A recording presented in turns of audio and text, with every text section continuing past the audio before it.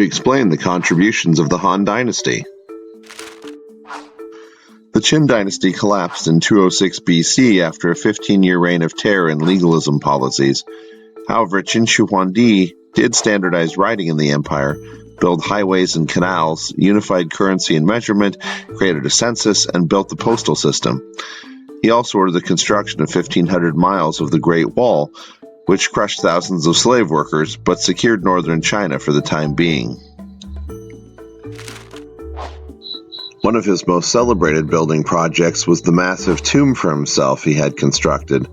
His tomb was guarded by thousands of life-size terracotta soldiers. Each soldier was carved with a different face, and they carried real weapons. Emperor Qin was very paranoid about his death, having survived many assassination attempts. He was trying to concoct a potion for his mortality with a scientist, which ended up poisoning him and killing him. This plunged China into a civil war as those who he oppressed, especially peasant farmers, took up weapons and attacked the government. And then Qin's son committed suicide and a power struggle ensued. Out of the chaos came Liu Bang, a minor general who had gathered power, renamed himself Gaozu, the high ancestor of the Han, and reunite China under the long-serving Han Dynasty. Qin had executed a great many philosophers in China. Gaozu worked to end the legalistic policies and replace them with Confucianism.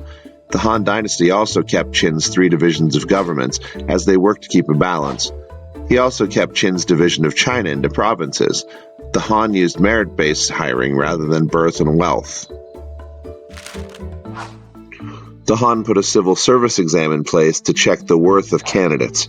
Government schools were set up to help officials be more effective in civil service and learn about Confucius, the history of China, and study law and order.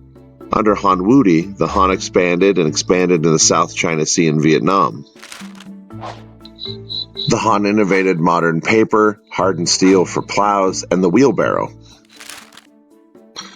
In agriculture, they innovated irrigation pumps and crop management. They launched a golden age of art with jade, pottery, silk weaving, painting, porcelain, and calligraphy.